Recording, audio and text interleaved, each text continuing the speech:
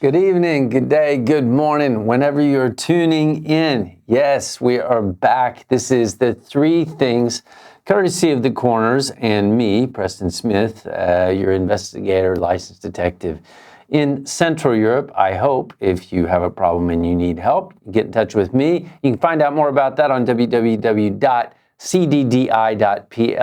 You can check out the Corners magazine at www.thecorners.pl. And that's it for the introductions. Oh, except I forgot, like and subscribe. Again, he's told me to say that every time.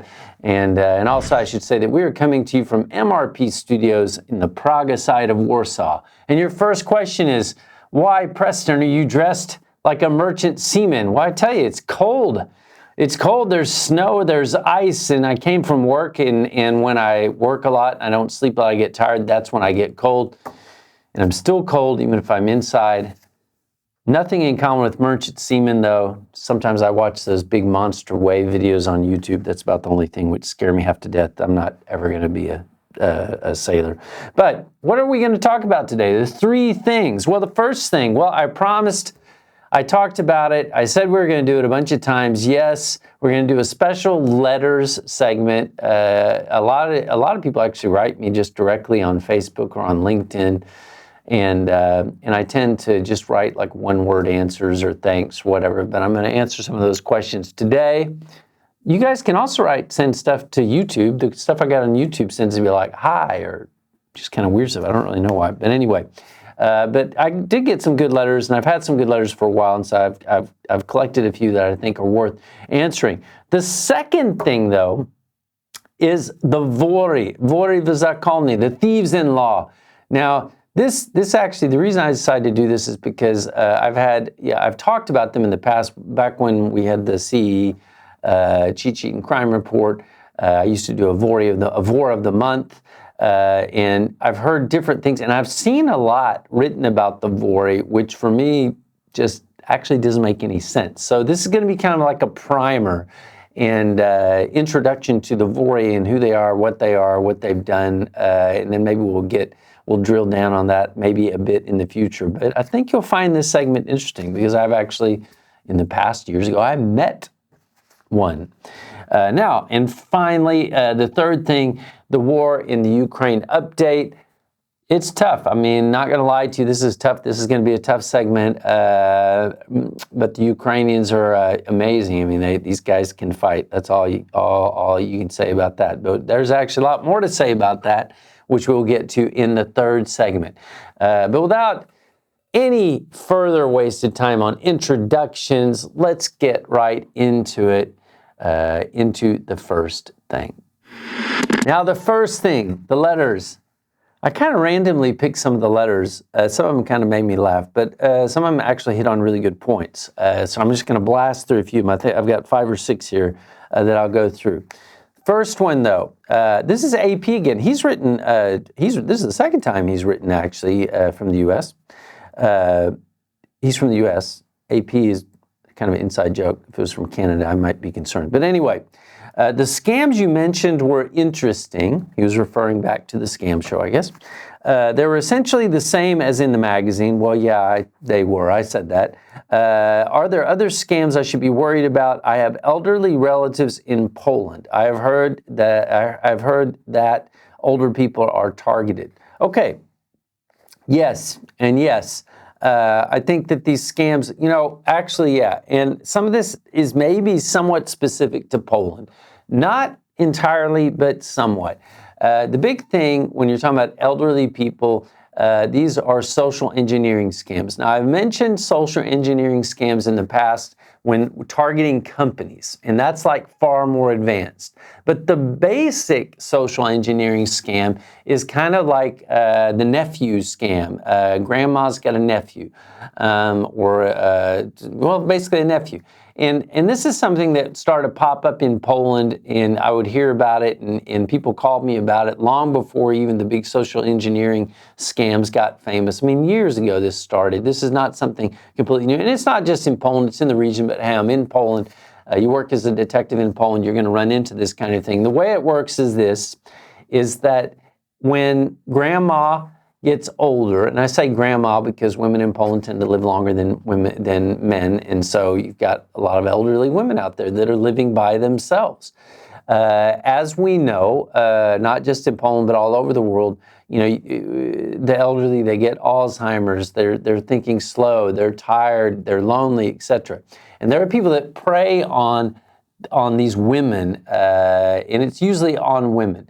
And most of the time what they do is they'll call up, they'll sort of make some calls or find out a little bit about this woman. They might approach her. She may not remember because it's nothing overt. They might use a female at first, but then sooner or later, usually what happens is a man shows up and he says, "Oh, you remember me? I'm like, you know, some sort of third cousin or a nephew or somebody." And, you know, one thing that is true in Poland, there's a lot of people that have the same names. I know a million Pavels, I know a million Conrads, I know, there's a lot of people that just have the same names in Poland. It's just one of those things. And they prey on these women, these elderly, older women, that maybe they're getting a little bit of Alzheimer's, maybe they're lonely. Sometimes maybe they don't even pretend to be a relative. They just start being, "Hey, I can help you, I can work in your garden," that type of thing. And they set them up to find out about them, and then one day they rob them or drain their bank accounts or whatever. Now, the reason I call it a social engineering scam is because often, yes, there is some sort of pretend relative or old friend or son of an old friend, something that gets, that makes this person seem familiar. That is something that's very targeted. And what you'll run into, and this is something that I would caution, is when you have an elderly relative, and you hear about these stories a lot, that, "Oh no, we found that grandma, when she didn't answer the phone or whatever, and we went over to her house and she was lying on the ground. She had fallen, hurt herself, lay there unconscious for a couple of days. She's too old, put her in an old folks home." And the first thing I say, if you have something like this happen, is you need to think it might have been more than that. Take a look and see if there's anything missing. Now, that's hard to do because sometimes as people get older, they become pack rats, they collect things. You don't know what she has, what she doesn't have. But if you take a closer look at the apartment, if you have, when the medic shows up, have them take a look, is there bruising? This might have not been just somebody getting old and, falling down or conking her head or something like that. It's just reality. Yeah, so yeah, are some of the elderly vulnerable to this kind of thing? Yeah. And the other thing they're vulnerable to, which constantly is something that comes up. I've had friends and friends of friends call me and say, "What do we do?" Because older people, they get these SMSs, which are just viruses to try to get in their phone, to get their bank account information, to fool them into answering the SMS and typing that stuff in. And they fall for it. They do. They just fall for it. And one of the things is what we call, a paczkomat here, which basically what this is, it's a delivery that goes to like a private type of mailbox type of service where you go, you get the code, you go, you open it, you get your package. And so they get bombarded constantly. Lots of Poles do. You get bombarded. "Oh, you've received a package. You have to verify who you are." And they'll go, "Oh, okay, maybe I did order something." Or maybe they had ordered something. They think it's that. These SMSs come and they'll use the actual logos of well-known delivery services, and they will fool these people into getting on there and opening these and putting in their information to verify that, yes, this is them. And then they find out there is no package because they were hit, they were targeted, and now someone's got their information. These are the two things that I would say that you have to watch out for. Okay, so now, next letter. You once wrote, I'm not doing some of the letters that just are kind of nutty, like critical nutty. So I'm not saying I'm perfect, just saying that. Now, next letter. You once wrote about debit card scams many, many years ago. I remember that money was stolen, but how do you steal from a debit card? Please explain. SH Poland. Okay. Actually, this is going back to something years and years ago when I actually ran a magazine here, and I did a piece on money being diverted and being bounced around. No, it actually wasn't, and I understand maybe I mean, it's a long time ago. I think I was clear in the article, but maybe I wasn't. It wasn't that they were stealing from debit cards. What was happening is that if you had, let's say, a CEO or a vice CEO or someone that worked in a state company especially, they could steal from the state using a certain mechanism, which is still used to this day. And what it is let's say that you have a contract with a preferred supplier or a service provider and you are working at a state company and you want a kickback to sign the contract with them because you're, let's say, a dirty CEO or vice president or management board member at a state company. And so you just don't want to do the contract, you want to get a kickback. How are you going to get a kickback? Well, the way they would do it, and the way it's still done, is you get an account set up in one of these offshore areas, and it's under the lawyer's name, it's hard to see, whatever, and the lawyer gives you a debit card to that account. So if you have a debit card to that bank account, then you can run around in Central Europe or wherever you want, you know, Western Europe, and you can use that debit card to pull money off it. And so what you do is you have the kickback sent to this offshore account. You've got a debit card. Nobody sees it because the money was sent from who knows where to who knows where. It's very hard to track. It's very hard to find. That's really what that was. It wasn't stealing from the debit card. It was actually, that's what I was referring to, at least back then. It was using the debit card to get your kickback. Now, can somebody steal from a debit card? Well, yeah, they can. I tell you one thing that still happens. There was a plague of this some time back, and this isn't what I wrote about, but I'm just telling you, you know, watch the show, give you good advice, is that what guys were using is they were using more credit cards, debit cards, it didn't matter.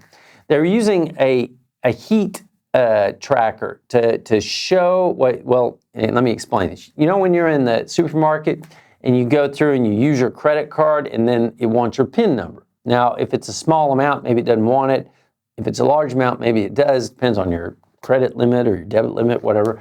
But guys would follow people. There was a time, especially when every single time you use your credit card, they want a PIN, right? And I think one of the reasons why they don't want a PIN every single time anymore is because of this kind of thing, because it's very predictable that everybody in line was getting requests for a PIN. So people would get the machine and you try to cover it and go in and beep, beep, beep, you poke the PIN, right? Now, what was happening is just because you touched it, for the briefest of moments, it left like a heat trail. And so the next guy, he would literally pass something over it real fast and he could see the trail on those buttons and he would have your PIN number, right? And if he worked in tandem with, say, the cashier or something, he could get the credit card information, got your PIN number, etc.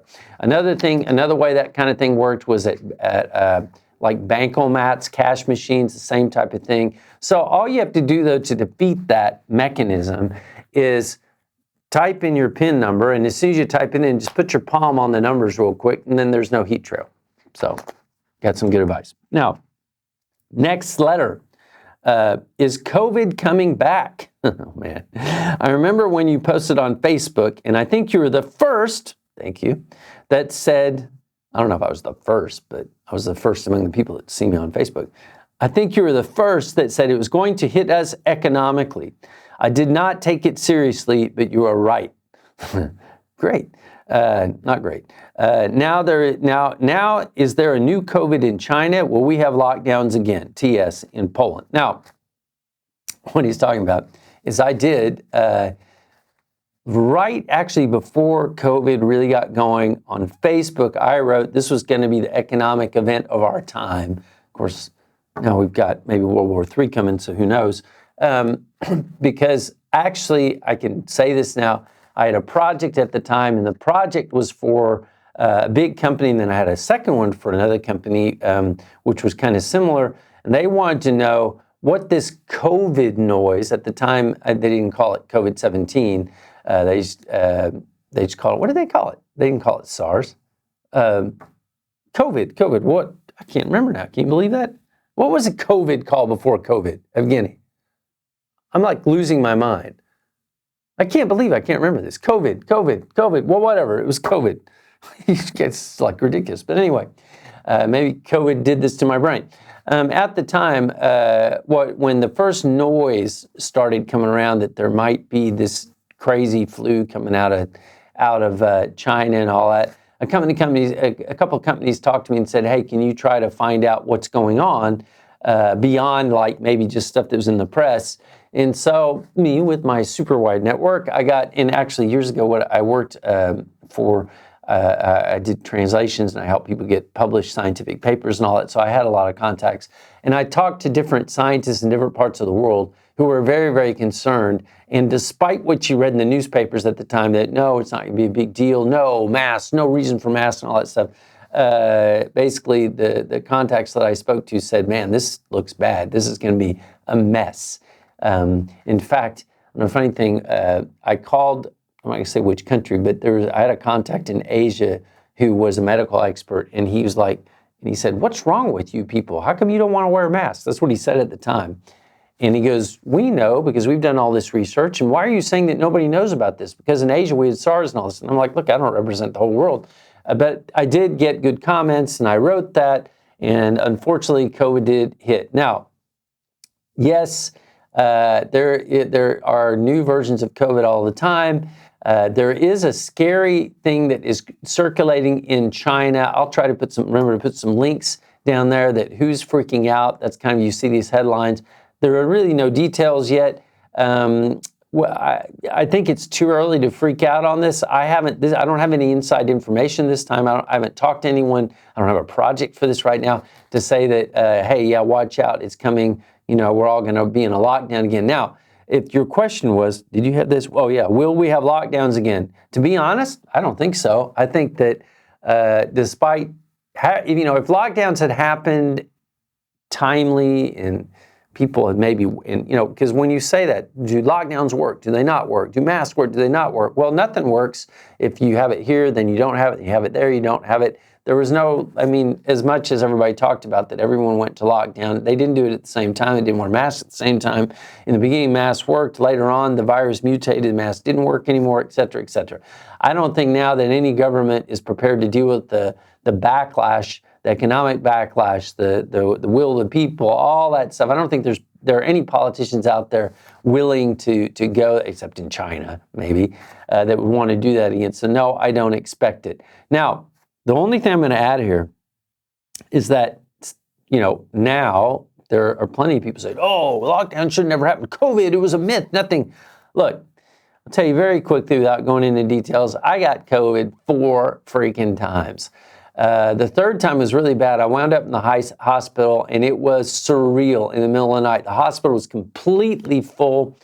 People on the floors, on gurneys. There wasn't anywhere to sit down under those metallic-looking blankets, those emergency blankets, shivering, coughing, literally dying. I managed to survive. Obviously, I'm okay today. It was a pretty scary time, but what I saw just in that one instance when I was in the hospital, because I went actually in the middle of the night, it was just unbelievable. Lines of ambulances, the things I saw, and yeah, it was real. What are you talking about? There was people we knew indirectly, I guess, clients that lost people at work. I don't understand this.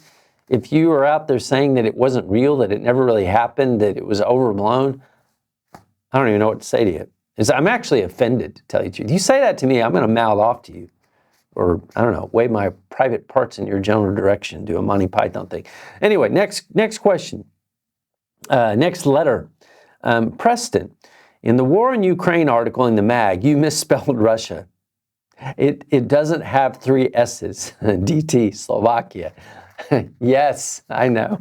And I haven't gone back to fix it. Okay, what are you talking about? If you open the mag on the site, right, Evgeny can put it here by magically or here by my ear. You open the mag, you hit the octopus title, the mag opens, you can scroll through it, read the articles, you can download the PDF, and yes, there's a War in Ukraine article, which is now going to be out of date. But in like the opening paragraph, I spelled Russia with 3 S's. Yes, I did it. I admit it. Man, I did that magazine. I did have some help. There's some people that helped me behind the scenes, but I didn't have a copy editor. I had to do the whole thing, copy it myself, lay it out myself, whatever. get what you pay for, man. Okay, next one, which is kind of related. Preston, you really, really need to be in print. It's tricky to read, say, in my iPhone. And this is from a.k.a. in Poland with a little hand that somehow, I don't know how he does that. Yeah, I do really need to be in print. The first edition was in print. This edition isn't in print, and there's two reasons for that. The most important is that there was a couple of guys that I thought were going to invest. There's one guy that was going to invest, and then his situation changed. Hey, you do what you can do. And so I'm not printing. The other thing is actually at the time when maybe I should go ahead and print it anyway. I got a long lecture from somebody I actually really respect saying printing is, trees and paper and it's not environmentally sound and all that. All right, if I don't have the investment of now, but if you want to invest and you don't care about trees or the ecology or anything like that, yeah, I might go to print. So get in touch. I don't even know what else to say to you. Now, next one. Good news roundup. I would like to read more on what you and your lawyer talked about with the reality of sanctions evasion and Russia and also drug smuggling by UA, not by Ukraine, I guess by Ukrainian gangs. This is LP, the United States. This came out of a conversation I briefly had when actually LP was in the presence of some lawyers I know, and then he wrote me this, so I thought I would still answer this. Now, thanks, I appreciate the compliment. The news roundup he's talking about is on the blog side of The Corners, www.thecorners.pl. You can see it there. Go there, and there is the somewhat appalling crime and appalling political news roundup for the last 3-4 weeks. I'm going to put those up a little more often. That's what he's talking about. You can get on there and read all kinds of nasty stuff about all over, not just the region, whatever. Mafia, true crime, whatever. But what he is referring to, sanctions evasion in Russia, what he's talking about, and this is actually really it's just the truth. Sanctions on Russia. Yes, there are sanctions. Are the sanctions hurting Russia? Yes. But to be honest, a lot of us know people, companies functioning in Russia. If you go to Russia, what I'm hearing, you go to a big shopping center, everything is in the stores, everything is still there. Yes, are the sanctions punishing Russia? Okay, but there's tons of companies in the West that are still functioning there. There are plenty of products still there. There are, you've got in the EU, well, okay, you've got gas still coming to EU countries. The sanctions thing, that's a complicated thing. And there's another round, if you just want to, even without getting into details and naming company names, which I'm sure you can find out if you look on YouTube, if you look at the EU sanctions on Russia, if you just take a quick look yourself, you can type it in. I think you can even probably type it in on something like Wikipedia, EU sanctions Russia. What you will see is there's a first round, then there's a second round, then there's a third round where under, according to EU politicians, they were making the sanctions more and more painful, right? And adding a little bit. But the fact that you can, at this stage of the game, you can still have another round of new sanctions means there's plenty of stuff.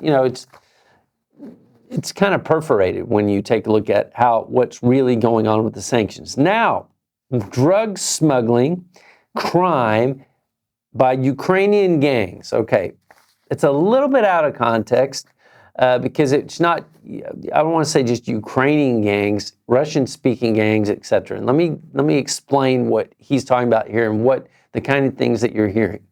Not to say that everyone from Ukraine is in organized crime, whatever. No. But what is absolutely true, regardless of where you go, go back in time, I don't care even if you're talking about, kind of the glorified, the greatest generation, World War II, the U.S., whatever. When you have a war, you have instability, you have crazy prices, you have lack, you have things that are in demand, you can't get them, whatever. This immediately creates black markets. When you create black markets, then organized crime gets involved. Now, The first guys to get out of Dodge when you have a situation, you have a war, and people are going to get drafted, the first guys to get out of Dodge and to start making money is going to be organized crime. What did we see happen? Remember, right when the war started, we had this flood of Ukrainian refugees coming to Poland. There was a lot of women, single women, and women with kids. What happened? I tell you what happened is you had organized crime gangs rushing to the border. We were hearing this from volunteers, people on the border. There were warnings going out in Germany. The same thing was happening because they were hitting refugees that were going straight to Germany at the train station. You had organized crime that were showing up and trying to fool these women or recruit these women and get them into basically the sex trade, willing or unwilling, okay? Now, those gangs that showed up, they were Russian or Ukrainian speaking. Why did that happen? Well, to tell you the truth, wherever you go in the world, when you see organized crime, one of the first groups that they, a primary group that any crime gang preys on are those people, they're its own nationality. This goes back in time. You're talking about, the Italian mafia, the Sicilian mafia. Actually, a lot of people don't know the Sicilian mafias really first showed up in New Orleans, right? And they were preying on Italians. The Russian gangs in the Russian organized crime groups, they will hit Russians abroad, like in America, saying they will find them, they will hit them, say you got to pay for your roof. The same thing, the Ukrainian crime gangs that you talk about. The Brighton Beach crime gangs hitting Ukrainian. That's just the way organized crime works. So when you had the war breakout, yeah, you had the bad apples, right? So keep this straight. I'm not saying Ukrainians are all, organized at all. But the bad apples, they see it. They realize the last place they want to go is like to get drafted into the army, lose control of what they're doing. They tend to have, smuggling routes. They have ways to get out. They not only do they leave as fast as they can, but they do what they do, which is to prey on their own people and on the needy. Now, what we are seeing in this region, these guys, what they did is they left, and then they started, and not just Ukrainians, but Russians, right? Because in Ukraine, you had Russian speakers, you had Russian branches of Russian gangs, you had the vory, which really are not really typically Russian. We'll talk about them in the next segment more, say from Georgia, the stands, whatever. You had these guys, and they came across, and maybe the first thing they did was try to hit these refugees. Now, a lot of warnings went out very quickly from the different aid agencies, from the governments, from the police, whatever, trying to educate. And in fact, one of the things that would happen, and this is something that I dealt with personally, is that we would send down, because the refugees would come across and they were all stuck across, they'd get across the border, but then they've got to get deeper into Poland to get to the place they're going to stay, whatever. And so when you sent a driver down with a van, which is what one of the things I was doing, what we were doing, the authorities would tell the Ukrainians, and they would fill out these forms and say, this is the driver, this is the information, you've got a certain number to call and confirm that you've made it to this destination, that this isn't some mafia driver that's taking you somewhere else. And the problem that we would have with, drivers, they say, look, people are under stress, we arrange a place for them to go, but then they get a call from a relative, no, go somewhere else. But the driver's already going one route, then they don't want to send this. But so the drivers were under stress that maybe somebody's not going to send this SMS to make sure that the authorities know that this driver is not like working with an organized crime group. So it got very, very complicated very, very fast. But that's kind of not the point. The point I was going to make is after this wave happened, all of these different groups that were preying on Ukrainians and also some Russians and Belarusians that came across, then they need to find something else to do. And are they finding something else to do? Yeah, they are. So yes, there are instances. I was talking to, these were criminal lawyers who were talking to Ukrainians, that are gangs. There's Russians that are gangs, and they're getting into this type of thing they did in the past on the other side of the border, right? So we're clear. I'm not saying all Ukrainians are bad at all. In fact, gosh, man, actually, I really like the Ukrainians I met. That's one of the reasons why I've tried to help them so much. It's just when war happens, the bad apples definitely continue being bad apples wherever they can. So that's really what we're getting to. And I think, yeah, that's really that's enough of the letters. That's enough of the letters, because what we're going to do is we're going to go from that, since I'm talking about organized crime and this migration, we're going to go to the vory in the second thing. So off we go. Okay, the vory, the zakone, the second thing, the thieves-in-law. It's hard to get information on this kind of thing. If you're kind of not sitting here, you don't know where to look, you can't, maybe you read in English and that's okay. Or you don't read in a Slavic language, you don't necessarily know the history, you're just going to rely on some vague stuff, and a lot of it is very vague. And the tendency is to say, Russian mafia, vory, Russian mafia, the same thing. Not exactly. But before we get into that, there were actually a couple of headlines that did catch my eye, which, and I kind of didn't address this because actually LP, one of the things he mentioned was the drug smuggling.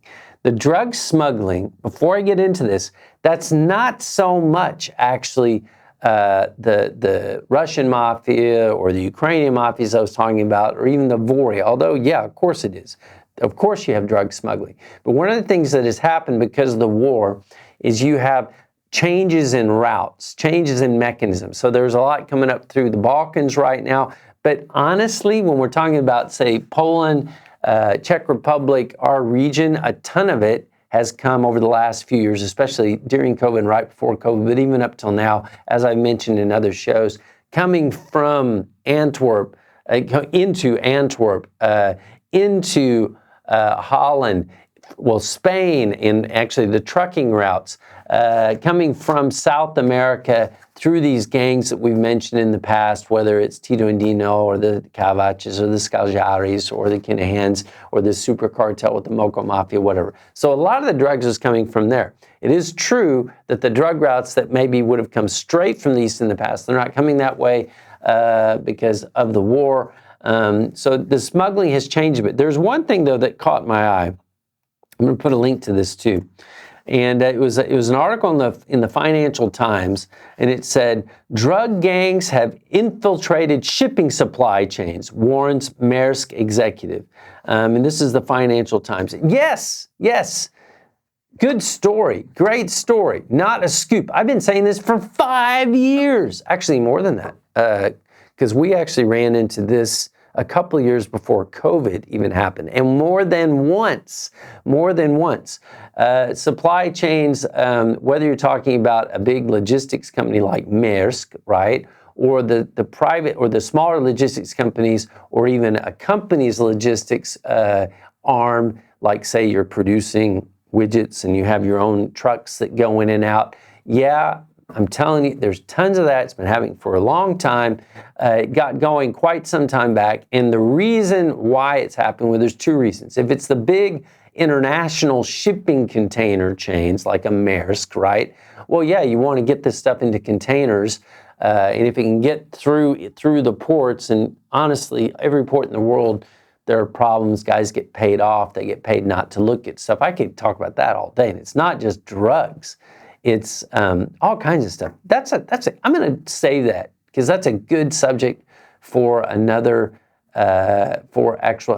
show, because you have actually companies that are contracted to go and check whether, for example, what is being sent is actually what is being sent. And I'm talking about everything from fertilizers to chemicals, whatever. And those companies, some of them, I don't know. But when you're talking about drugs, cocaine, that type of thing, there's the container issue, which definitely, these narco groups, they're trying to get into the supply chains. But there's also this local, when they're already in the country and they're trying to use a company's logistics arm, supply chain, warehouses to distribute locally through the country. And the reason why they do that is it's just a great cover. So much has come through. So much is coming through. You can't fill a private apartment full of cocaine. The neighbors will know. They'll go, something's wrong here. They'll call the cops. There's too much activity. You can't rent like a warehouse or rent like storage and pack that stuff in there, the storage company sees what you're doing. They may themselves notify the authorities. If you can do a dirty deal inside a company that's got its own warehouses, got its own security, got its own logistics arms, once you've done that, it's really people can't see it. And you've already got the trucks to send it all over, and these trucks aren't checked as well. That's one of the reasons why, if you're a producer, if you're a manufacturer, this is not something I'm just trying to, get you paranoid about. It's something that actually happens, and it's very effective. And like I said, you guys at the Financial Times, you want scoops? Talk to me. Now, let's talk about the vory. That was a long introduction on something that I wasn't meant to talk about. Now, the vory, the zakone, okay, the thieves-in-law. Okay, now this is just a primer, because like I said, there's a ton of confusion. People talk about the thieves-in-law, that's the mafia, the Russian mafia. No, there are kind of, if you were here like forever, like me, like all the way back to the early 1990s, and if you especially went to Russia at that time and you heard the stories and you dealt with these people, you realize there's different kinds of mafia, and there were tons of different mafia groups. Now, the mafia groups that, when you went Russian mafia, not vory, okay, not vory, Russian mafia like Solzhenskaya, these types of mafias, the Tambovskaya, I'm focusing maybe on St. Petersburg right now when I'm saying this, the businessmen, these types of guys. This is the mafia that you think of probably when you watch the movies. You've got, the guys in the suits, pretty well-dressed assassins, secret agents. It kind of reminds you of Bourne Identity, that type of thing. That mafia is one kind of mafia, very worked into high net worth business, maybe running drugs on a large scale, doing mafia stuff, prostitution, whatever. That's a different kind of mafia. The vory have their own history, and the first thing that differs them from a lot of the kind of the standard mafia, like the groups I just mentioned, is a lot of them are from the stands. A lot of them are actually from Georgia, to tell you the truth, and they traditionally have been from Georgia. We're going to get into that in a second, but let's talk about the history, where they come from, and why they're so specific, and why they're even relevant right now. Well, one reason why they're relevant, actually, I guess I should bring this up just to tell you why it's relevant before I even start, apart from the fact that people have asked me about this, is that you just had another bust, which you can check out if you go to the corners and you go to the crime bust, that in France, they busted like 28 guys. They sentenced them. A lot of these guys were Armenian, but the vor at the top, Setero, he was from Georgia, and it was a pretty big thing. I mean, Europol worked with the French, and they worked with the Spanish, and they busted this entire gang that was under a thief-in-law. And it still is relevant. And these gangs, these thieves-in-law, they are all over the place. A lot of them are in the West. They're in Germany. They're in Paris. They're in Spain. They're in Australia. They're all over the world. And we'll talk about why just in a second. But what is the history? Where did these guys come from? Well, to put it very, very simply, they come from the gulags. Okay, that's where they came from. If you go back and go back now, it's amazing how. I mean, this is something when I was a kid, it was ancient history. Now I'm gotten old and it's really ancient history. But the First World War, you had the Bolshevik Revolution, you had Lenin, Stalin, all that stuff. And what happened after the Russians pulled out, there's a great book by Anthony Keeler that is the history of the First World War. I would recommend reading that.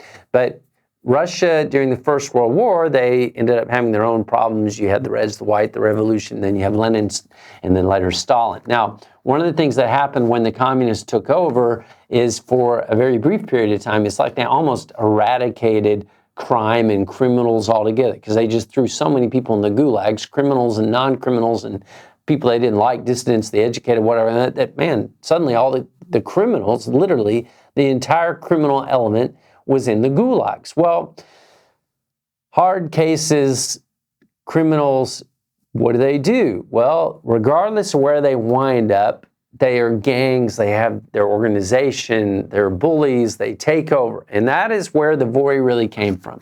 They took over and started running the gulags. That's who they were, the thieves-in-law. Now you say, what does thief-in-law mean? Well, thief-in-law, it's not like your brother-in-law. What it really is, it's kind of like a shortening of phrase, like think of it more like a thief that is opposed to the law, that is against the law. In the hardcore thieves-in-law, right? The hardcore vory. And if you look on, you can find articles on the internet that talk about the vory tattoos. They'll have the 8 stars on their shoulders, that kind of stuff. These guys would literally swear that they're not going to cooperate with the authorities with anything. So it's like you're in prison, you're supposed to take your tray in the cafeteria, put away. No, I'm not taking my tray. You're supposed to make your bed. No, I'm not going to make my bed. These guys are just complete pains in the butt for the prisons, and they're tough guys. I'm sure that, they would get thrown in the hole or beat up or whatever, but that, man, once they became a vor, a thief-in-law, like a crowned king of thieves, basically, that's what they would do. And if they didn't behave this way in the old days, well, they would be themselves by the other prisoners. They were treated kind of like a snitch, beaten, tortured, mutilated, whatever. So once they became a crowned thief, they held to the old school ones. They held to it. Now, they were pretty catastrophically brutal to the other prisoners. One of the things that they would do, and I'll tell you a little bit more about why I know some of this stuff or why I even got interested in it, is they would take if there was somebody they didn't like, right? Maybe didn't want to pay him or they just didn't like whatever. They would force the guy on his back and they'd drive a big, like a railroad spike through his throat, through the back of his neck into the floor, and he'd be stuck there, right, with his mouth. That's the kind of stuff that was famous. Now you're saying, well, Preston, why do you even know all this stuff? Why do you even focus on this stuff? Well, I'll tell you why. Back in 2002, 2003, I was starting to research a story back when I was a journalist and just a journalist and not doing any detective work. I was researching a story on whether or not things like tuberculosis that was going to be resistant to antibiotics were coming out of the Russian prisons. And so I was interviewing people and whatever and getting introduced. And then I actually was introduced to a vor.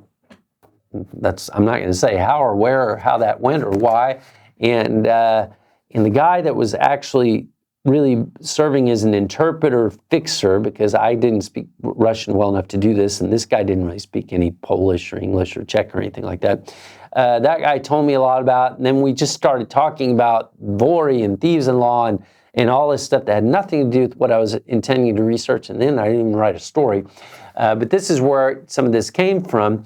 And this guy was one of these, he was older, he's one of these old school guys that you never do, the authorities, I don't care what they tell you to do, you never do anything. Now, over time, a lot of things changed. One of the things that was always paradoxical, if you take a look at the history of the vor, they ran the gulags basically so the prison guards didn't have to. The prison guards just say, okay, let those guys run the inside of the prison because it's a jungle in there, it's unpleasant, it's a gulag, it's cold, people get killed. So we'll just let the vory just run it, right? So they would run it, so you're kind of like, well, aren't you guys kind of serving the system if you do that? So you kind of think about it. But take it a next step further. What happens? Then you have the bitch wars, the suchi wars. The bitch wars took place when? After World War II. So you had basically the vory ran everything in the gulags. World War II happens. Well, the Russians sent zillions of people to the front, including a lot of guys that were in the prisons. Now, after the war, what happens? These guys come back, okay? Think about how the vory think. The vory look at anybody who is a prisoner even, who's working for the man, to be like, kind of like a snitch or like a traitor. You're supposed to be a prisoner. You're not supposed to be doing stuff for them. That's the simplified version. The more like accurate version really is that Stalin sent zillions of guys back to the gulags after World War II. Lots of guys just because they had contact with the West. Frontline guys that invaded Germany, they saw, hey, man, look at this. Okay, we're pillaging it and fighting the Germans and blowing things up, but still, the West left an impression. So lots of soldiers were sent back into the gulag system, either because they had gotten kind of like now what you're seeing in Ukraine, say, hey, if you go fight, we'll cut your sentence, so we'll send you back. But there's lots of guys that were just sent back. Well, these were hardened soldiers, whether or not they were ex-prisoners or not. They had fought all the way from places like Stalingrad, Leningrad, Petersburg, whatever, all the way into Germany, and they're tough, hard guys. Now they're sent back to the gulags. So once they're sent back to the gulags, and they're not the same type of prisoners that there used to be, the vory are saying this, this, this, and they're like, no, no, no. And there's tons of these guys, right? So then what happens, you had the bitch wars, because the vory considered these people bitches. That's what they call them, suki. The suki ended up calling themselves, we are proud of being it. And you had these, for decades, you had these horrible wars going on, just brutal, where sometimes the prison system, they just watch and fight. Now, there is one crazy case where one day in one prison, the suki and the vory woke up and said, man, what are we doing? We're just like, this is ridiculous. Why are we fighting each other? And they took over a prison, and the Russians sent in the military and pretty much massacred everybody.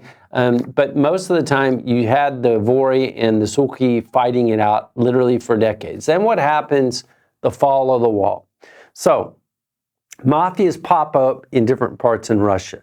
The vory get out of the gulags. Now, it is true that some of the vory got right into big business because they were very aggressive. They had their brotherhood, and they started taking over. But there were different mafias that were more like the businessmen type of mafias, also willing to kill, to shoot, whatever. But the vory were kind of specific because, like I said, a lot of them came out of Georgia, out of the stands.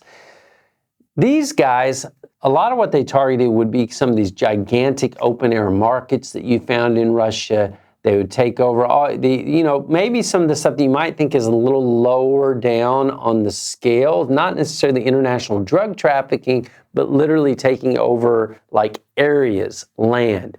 And they make a lot of money, real estate, targeting that kind of thing. But yeah, of course, drugs, all this kind of stuff. Now, let's move to present day. Back in 2011, if you're an American, if you follow this, you might know that the Obama administration suddenly decided to hit the vory and the Brothers Circle. The Brothers Circle is another Russian gang. They're not all vory, right? Just to let you know. But and basically say, these guys, we're going to focus on these guys because they were popping up, showing up in the States, and they were hitting the U.S. citizens, coming up with crazy scams. Taking advantage of a system that's kind of created for honest people, and if you're dishonest, you can sort of rip off the system. That's the truth about the U.S. At the same time, though, Putin, he'd had enough of these guys, because these guys weren't like, let's say, the Petersburg-type mafias, like the Tambovskaya, the Malashevskaya, Solsinskaya. These were not like these. These guys are kind of wild men. They do their own thing. They've got their own thing going. They sometimes fight with each other. It's hard to control them, etc. So basically, then Putin says, hey, man, we've had enough of these guys. And they started to pass laws that basically said, if you're part of these vory circles, you're automatically going to get hit with a big prison sentence. So what did these guys do? Yeah, they get out of Dodge. They start coming west. Now, a lot of them actually, they took advantage of Turkey and the huge Turkish immigration that goes into Germany, and you find that there might be a bunch of gangs, and they're labeled as Turkish gangs, but you would find that some of the guys sitting on top were basically vory. Have they come to Poland? Yeah, they've come to Poland. Have they gone to places like Spain? Yeah, they've gone to Spain. This just as we talked about in France, this migration came this way, and so that's why they're relevant. Now, the fact is, it's tough being a vory, and if you take a look at some of the guys that are well known, right? Whether you're talking Dead Kasan, who was like one of the king of the vores, well, he's dead. Shakro Molody, he's in prison. Taria Onyani, actually, he's out. He was in prison in Spain for a while, and the Spanish they bust everybody, they arrest everybody, and then they let him out. He's out running around. Guli, Nadir Salavov, he's dead.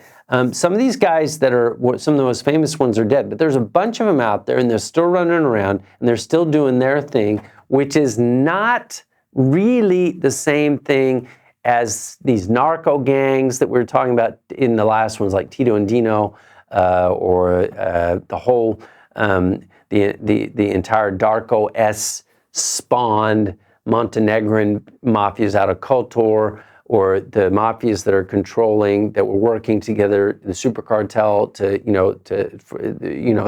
Belgium and Holland ports. These guys are different. They're a different breed. They do different things. Everything like car theft, jewelry theft, that kind of stuff. So they're still at large. Some of them are incredibly interesting because they seem to be unafraid to try or do anything. And maybe what we'll do, if you guys want to, if you write in, maybe we'll focus on some of the vory and some of the things they've done. Just even like Dead Hassan. That guy's story is pretty amazing. It's actually kind of crazy amazing. Gets into the Winter Olympics in Russia. All kinds of stuff. Then he got shot, got assassinated by a sniper, whatever. So maybe we'll get into that in the next one. But that was the second thing. That's enough of the vory for one show anyway. Let's get on to the third thing, which is the Ukrainian crime roundup. Oh, Ukrainian war update. Getting myself confused here. The third thing, the Ukrainian war update. Some of this news today is going to be pretty tough. Might be hard to listen to. Again, the reality is that the stalemate is kind of on, but we don't know how long it will be a stalemate. And I am worried about Ukraine here for multiple reasons. But first, actually, let's start on an up note before we get into that. Because I actually forgot. One of the things that, you want to hear a funny story? Evgeny, you want to hear a funny story? He didn't seem like he's in good mood right now. When I talked about when I was doing that research and on the Russian prison system and resistant tuberculosis and the VOR and all that, at the same time, when I was doing that, I actually met some Irish travelers. And it was so funny because these guys they really were pretty funny guys. They were hilarious. And they were constantly bombarding me with emails. And when I met them, they were travelers. I mean, there's travelers, there's tons of nice people, I'm sure, whatever. Renowned boxers like Tyson Fury and all that. These guys, these travelers, they were like tattooed all up and they were a little bit fishy, I guess. And they were trying to get me to go to, apparently there's a mountain, I guess in Wales, where they would have, every summer, they would have a big box off. They wanted me to go as a journalist, like bare knuckle boxing, as a journalist to go cover that. They were saying, come out there, we'll take care of you, whatever. And you can do some too. And I'm like, whoa. That's where I was like, wait, what? Yeah, because they knew I was into boxing. I like boxing. I follow boxing. I used to train. Now I still kind of try to keep in shape. But this is bare knuckle, They're like, oh, no, you won't do any of that. But then they'd be like, maybe I will do that. So I didn't go. But kind of a crazy thing that both these things are going on at the same time. I guess that wasn't such a great story, but I thought I'd tell you. It just came to mind. But now let's talk about the Ukrainian war update.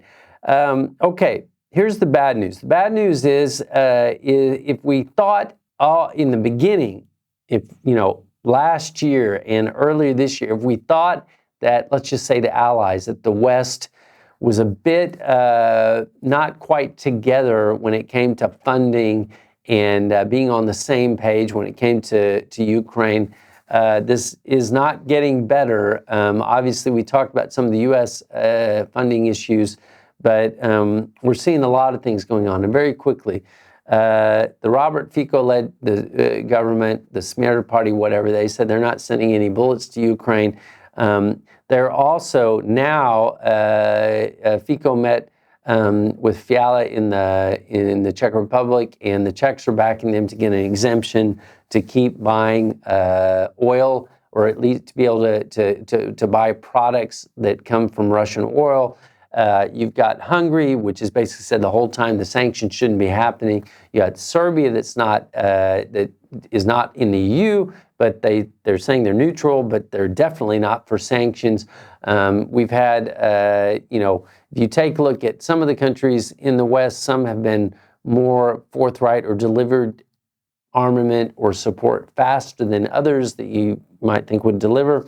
But here's a couple of things that have happened that have got me worried. And I guess let's start with Canada. Canada, one of the headlines is that Trudeau is very, very critical of the Tories in Canada that don't want to send Ukraine money. They're saying they're still going to come up with funds, they're still going to send the money, but you have to worry about that. Meanwhile, you've got in the U.S., you know, I've mentioned before that the Biden administration was going to try to shove through, this was back, would have been back in October, September, I guess, we're going to try to shove through this plan, 106 billion, it was 105, then it became 106 billion in aid to Ukraine, despite the Republican resistance and kind of the far right. There are some Republicans that don't want to send any money to Ukraine. Some are saying that, you know, we don't know where the money's going, we need to focus on ourselves, whatever. And, you know, but we talked about this 106, and I was saying, well, you know, that was always going to be a non-starter. The fact of the matter is, when you get to that money, it's actually that aid package, it's not gone. It's not defeated. It's just sort of hanging there suspended. Nothing is happening with it.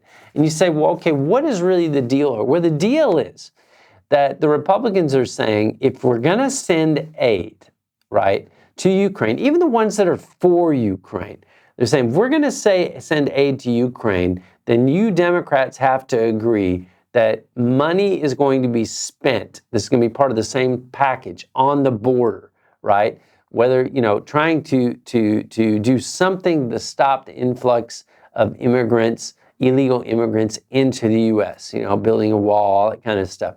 That, for the Democrats, is kind of a no-go. So you've got this question that has to do with immigration in the U.S. tied, bizarrely, to aid in Ukraine. Now, I'm not saying that the Republican, actually, I'm originally from Texas.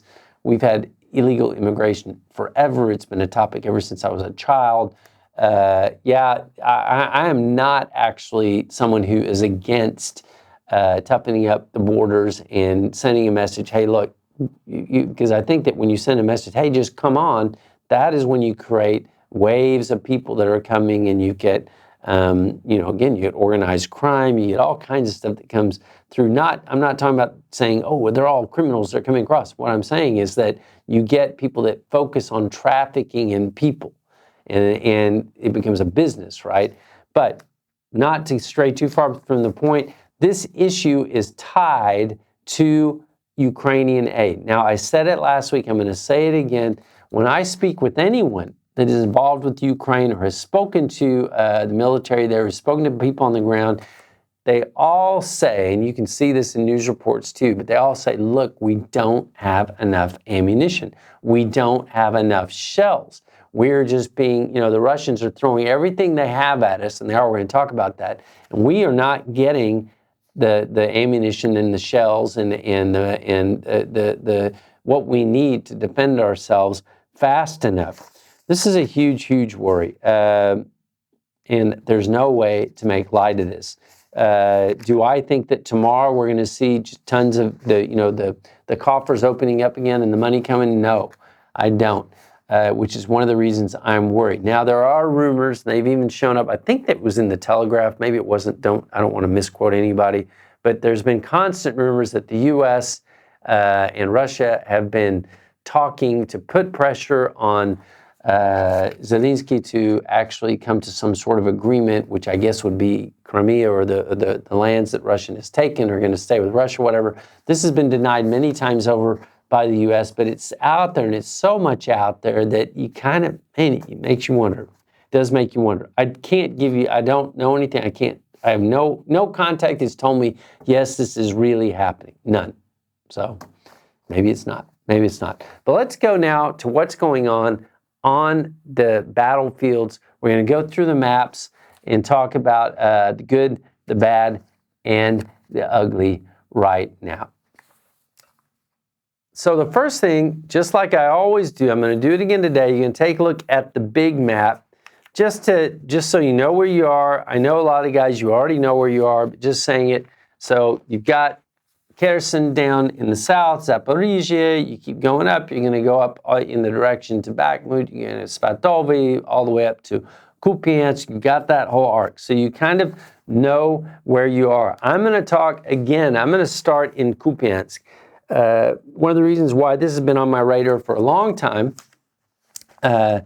Kupiansk has, because of the buildup. Very briefly, say it one more time. I know I repeat this every show, but there's a big buildup in Kupiansk. Actually, Kupiansk, Svatovy, if this is to believe, and I think it should be, because the Ukrainian military, the general staff, they came out and said it many times, hey, we can't send everything we have down to Zaporizhzhia, for example, because the Russians have 200,000 troops in this region, and they are pushing. Well, yes, they are pushing, and they are pushing hard. We mentioned this before. The Russians went into a full-on assault on Kupiansk. Now, if you take a look at this, you've got one map which is further out, but let's move to the second map, okay, where I want to talk about what's really happening, where we're seeing the big focus. Again, you've got the Russian push down from Liman Pershi towards Sinkivka, okay? We had reports weeks ago that the Russians had taken Sinkivka or half of Sinkivka, and I talked about that it's not a very big place. But I want to emphasize, if you take a look at this map, it's not just coming down from Liman Pershi to Sinkivka. It's also, look, go down, you see that these arrows, Orlyanka. There's not one at Yehidny, but we know that the Russians have been pushing there, and also at Kishlivka. This is a wide front, and they're putting pressure on the Ukrainians in many points, because what the Ukrainians have proven that they can do, and they've done this again and again over the past year, while they were mounting their own counteroffensive, they still showed that they can be very flexible. And when the Russians concentrated their forces and tried to push in one place, they would react very quickly and get very skilled troops. They would use their drones, they would use HIMARS, whatever, and they would stop it. Now it seems like the plan of the day for the Russians is to push in many, many different places at once. This is a worry, because actually there was even an article, I'm going to try to remember to put a link up, where you had in Ukrainska Pravda, where you had the Ukrainian Joint Forces commander saying Ukraine preparing for the possibility of war spreading beyond its east and south. What he's really saying is that the war is not going to just be stuck in a stalemate. What he's really saying is worried about a breakthrough, because they're seeing the Russian war machine. It's a whole country that is focused on the war, producing for this war, and that's what a dictator can do. A dictator can make all industry, it goes all the way back to Stalin, and yeah, there are worries this is going to happen, especially since the money and the aid for Ukraine appears to be stalled. Now let's go to the next map, which is Sinkivka, and I think you're going to be able to see, you see the gray there. That is where the Russians are pushing. There's like the point. You see that this is according to Deep State UA, which they confirm everything before they post it. And you can see that they are on the edge of Sinkivka, but they still haven't managed to take it. The Ukrainians are still putting up a fight. Now, what apparently happened early in the week was the Russians mounted a fierce attack to try to take it. They didn't make that much progress, and then the Ukrainians turned around and mounted a very fierce counterattack, and they haven't made progress in the other direction. But the battles there are fairly horrendous from what we understand. Now, if we go further south, just take a look from Kupiansk all the way down to Rubizhnya. You see that not much happening in Svatovy, but there are some Russian attacks going on all the way down. You get to Lysychansk, to the next map, Rubizhny, Lysychansk. I'm not going to get into that. Not that much is happening. I'm also not going to focus that much on, I'm not going to go into Bakhmut and talk about what's happening too much south of Bakhmut, Klishivka and Avdiivka, except that the Russians are apparently pushing hard. They're desperate to take back the gains that the Ukrainians made early this year. We're talking about Klishivka and Avdiivka. They're pushing, you can see it on the deep state map, north of Klishivka. We know that they were south of Avdiivka, but also apparently Ivanivsky, there is like an attempt. Now, how successful this is going to be, hard to say, because one thing, the Russians have not proven to be that great at going on the offensive. And also, they spread out. When you spread out everything to put pressure everywhere, that means it's harder to make a breakthrough. So right now, there's not a lot to say about it, not hearing that they're making a breakthrough. But let's go down to Avdiivka. This is where things are really tough, and they've been tough and ugly for quite some time. Now, we talked last week about the Russians may have lost 10,000 men in Avdiivka over the space now, maybe 5-6 weeks. That may even be too small. You keep reading about just waves of meat thrown into these battles. Again, it's not just the obvious pincer in the north and the south, but even the Russians pushing further north of the pincer and further south of the pincer down Vodnyany. If you take a look at the map, you see Nevelsky just a little bit north of Nevelsky. But let's get into Avdiivka and take a look at this topical map. A few things are happening which are making me worried about the Ukrainians' ability to hold this. Not only is there a ton of pressure being put on them in different points, but it does look like the Russians have made some very definite progress, and actually in some ways the Ukrainians have retreated. I'm speaking specifically about, if you take a look on the map at Avdiivka and you see where Mineralny is, and there's an arrow just north of there. That is pushing into basically what was the industrial district of Avdiivka. We understand that, yeah, the Russians have taken it, the Ukrainians retreated from there, but this is not an all-out retreat that they're fleeing from Avdiivka. Now, I'm saying that because remember I said that if the Russians managed to take Svatovy, not Svatovy, what am I saying? If the Russians actually managed to take Stepovy, which is, you can't see it on this map, but it's just in front of Berdichi, then that would actually put the Ukrainian resupply lines and reinforcement lines in such jeopardy that they might pull out. We'll get to that in a minute. This pullback, though, doesn't seem like the Ukrainians trying to pull all the way out of Avdiivka, because if you take a look at reports and Russian blogger reports, all kinds, that the Ukrainians are actually sending reinforcements into Avdiivka, but they did have to back out of that industrial zone. Now, what is interesting is if we go up, if you take a look at this next map, now you see up here you've got Avdiivka, but you see Stepovy and Berdichi, and you can see this gray area where you've got the Russians pushing hard on Stepovy, and also if you go just a little bit southeast, and you see this kind of blob. We talked about that blob, the mine-tailing mountain Tarakon. It's very clear now that the Russians have control of that, and that they are pushing south of that, and that they're pushing at Stepovy. How the Ukrainians are going to hold this, and how they're going to keep sending reinforcements in and not get cut off, is a bit of a mystery to me.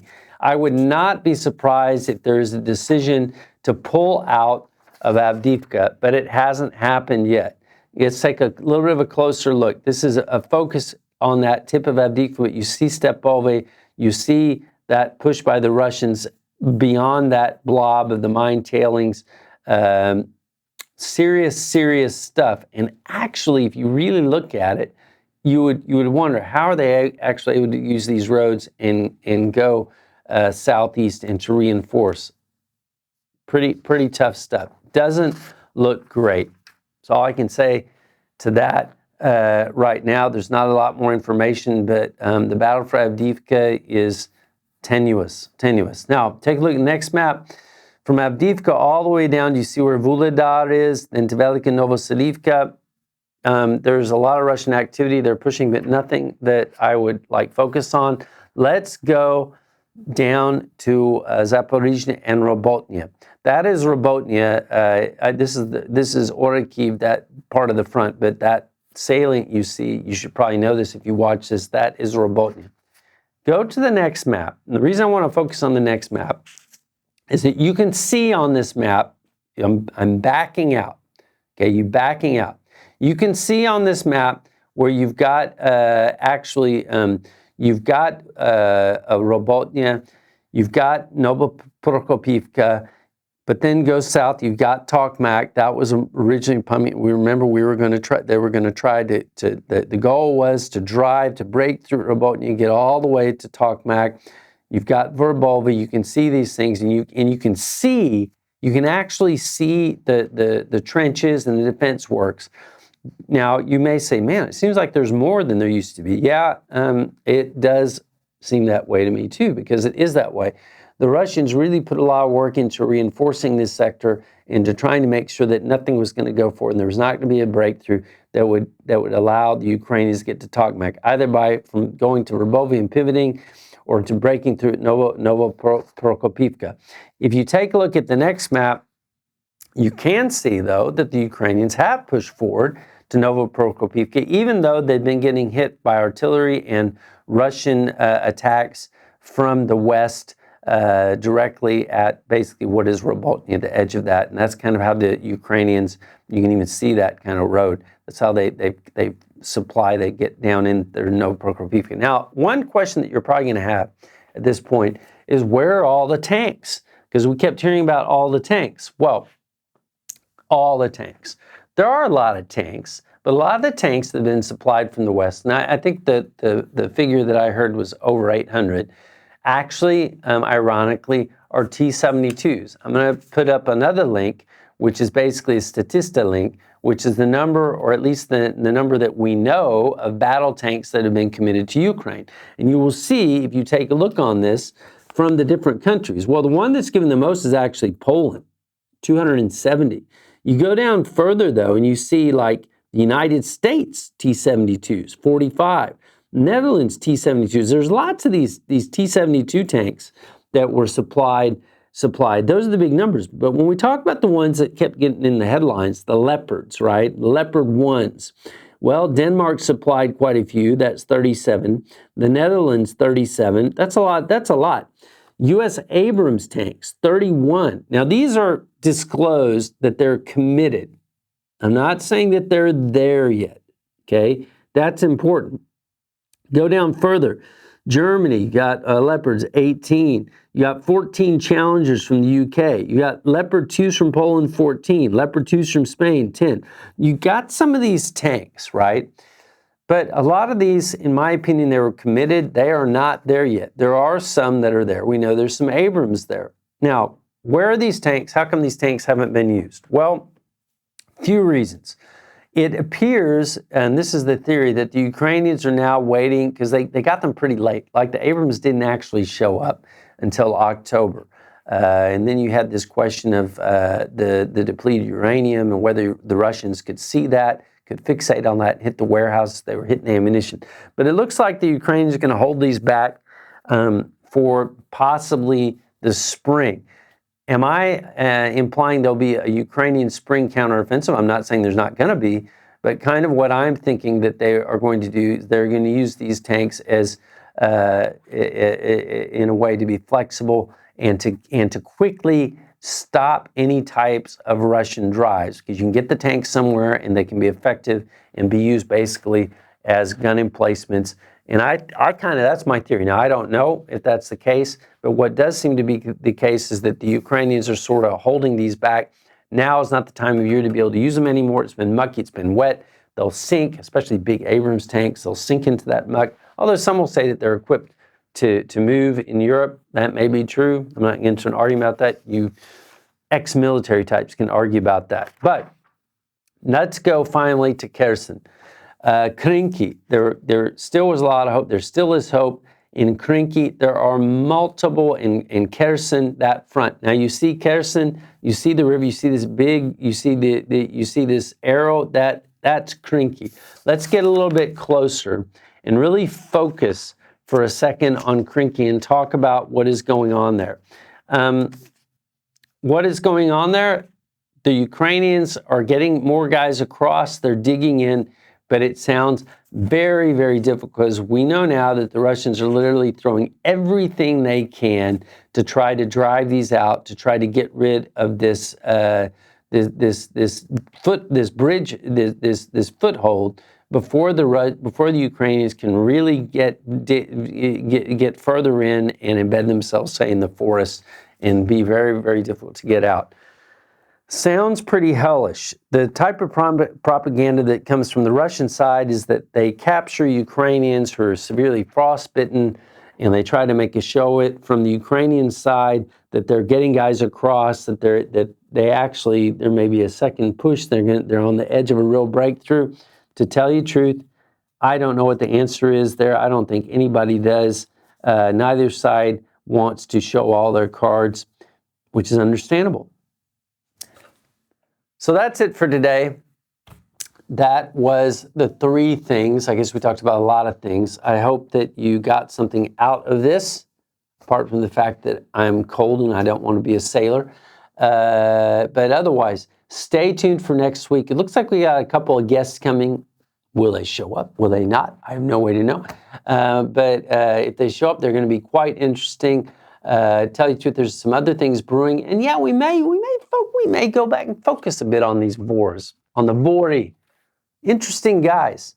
But actually, there's a lot going on. There's a lot to talk about. In the meantime, again, check out The Corners, www.thecorners.pl. Check that out. Check out the crime update, some of the other stuff I'm putting up. More stories are going up all the time. Apart from that, don't get scammed. Be safe. Be smart. Watch out. Take care of your relatives. And do your Christmas shopping, because don't forget to do that. Otherwise, over and out. See you soon. Na sklenedo, ahoy, cześć, do widzenia, and bye.